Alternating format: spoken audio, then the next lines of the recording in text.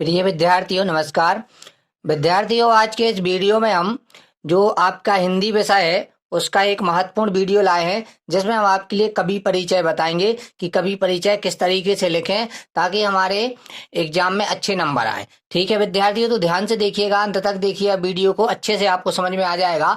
और आपके लिए यहाँ पे ट्रिक्स भी बताएंगे कि सभी जो कवि हैं, मुख्य कवि, उनके हम परिचय याद कैसे करें। ठीक है, तो आपके लिए हम बता दें, सबसे पहले जो प्रश्न आता है उसमें आपके लिए सबसे पहले तो कवि का नाम आएगा कि जैसे तुलसीदास जी का लिखिए, रैदास जी का लिखिए, तो ऐसे आपको नाम लिखे आएंगे। ठीक है, तो ये लिखना पड़ेगा। उसके बाद देखिए कैसे लिखा जाता है कवि परिचय, तो उसमें सबसे पहले आपको 2 रचनाएं लिखना पड़ती हैं, उसके बाद भाव पक्ष और कला पक्ष, और बाद में लिखना पड़ता है साहित्य में स्थान। ठीक है, ये इसके 3 बिंदु होते हैं कवि परिचय लिखने के। अब देखिए कवि परिचय हम लिखेंगे कैसे। जैसे हमें तुलसीदास जी का लिखना है तो यहाँ पे लिख देंगे श्री तुलसीदास जी। ठीक है, अब इनकी 2 रचनाएं आपको लिखना है। बहुत सारी रचनाएं हैं तुलसीदास जी की, लेकिन आप केवल 2 रचनाएं लिख दीजिए, रामचरितमानस, दोहावली, और भी रचनाएं हैं, कवितावली है। ठीक है ना, तो आपको तो केवल 2 रचनाएं लिखना है, तो आप लिख दीजिएगा रामचरितमानस और दोहावली। ठीक है, इसके बाद देखिए यहाँ पे आपको भाव पक्ष में क्या तरीके से लिखना है आपको कि आप भगवान श्री राम के अनन्य उपासक थे। ठीक है, जो भी आपके कवि हों उसमें ध्यान रखना उनके भगवान बदल जाएंगे और उनकी रचनाएं बदल जाएंगी, बाकी जो लाइनें यहाँ पे बता रहे हैं ये आपकी समान रहेंगी। ठीक है, तो आपको कैसे लिखना है, पहले आप ये समझ लीजिए पूरा कि आप भगवान श्री राम के अनन्य उपासक थे। आपके काव्य में भक्ति भाव की त्रिवेणी सरिता प्रवाहित हुई है, जिसने मनुष्य के शुष्क हृदय को सहज बनाया है। शुष्क हृदय को कैसा बनाया है? सरस बनाया है। आपके काव्य की भाषा खड़ी बोली थी, जो मनुष्य को बहुत ही आनंददायक थी। ठीक है, उसके बाद आप लिखिएगा कि आपके काव्य में विभिन्न प्रकार के अलंकारों जैसे रूपक, यमक, श्लेष, अनुप्रास आदि का प्रयोग हुआ है।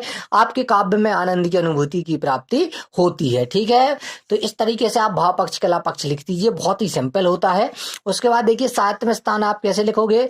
आप लिखना कि आपका हिंदी साहित्य के क्षेत्र में अद्वितीय स्थान है, आप हिंदुओं के लिए बहुत प्रिय है और आप सदैव हिंदी साहित्य के क्षेत्र में हमारे लिए स्मरणीय रहेंगे।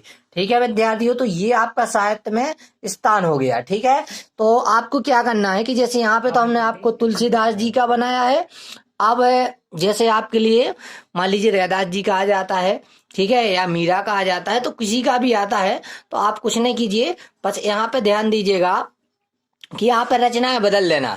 जैसे यहाँ पे सबसे पहले उस कवि का नाम लिखिए, जिस कवि का आप लिख रहे हैं उसको लिखिए, उसके बाद आप यहाँ पर रचनाएं बदल दीजिए। ठीक है, और बाकी भाव पक्ष कला पक्ष आप लिखवा लेना। ठीक है,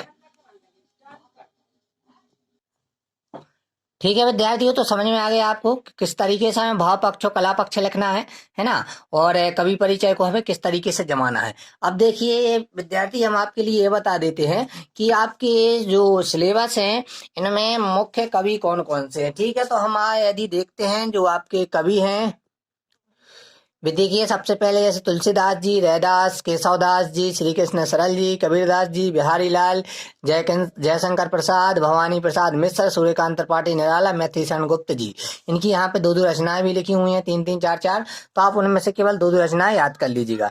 इसके अलावा एक चीज आप ध्यान दीजिएगा कि जैसे आपके लिए किसी भी कवि का आता है तो आप अपने सिलेबस को देखिएगा, जो जो कवि हैं उनकी आप रचना याद कर लीजिएगा। बाकी आपकी ये ट्रिक्स आपको लगाना ही है ना, कि भाव पक्ष कला पक्ष लिखना, और आप पूरा लिख लेना कि आप भगवान श्री जो भी भगवान के हो, जैसे कोई कृष्ण भगवान के थे तो आप लिख देना कि श्री भगवान कृष्ण के अनन्य उपासक थे। आपके काव्य में ये पूरी लाइन रहेगी। ठीक है ना, तो आशा करते हैं आपके लिए ये कवि परिचय समझ में आ गया होगा कि हमें किसी भी कवि का परिचय कैसे लिखना है।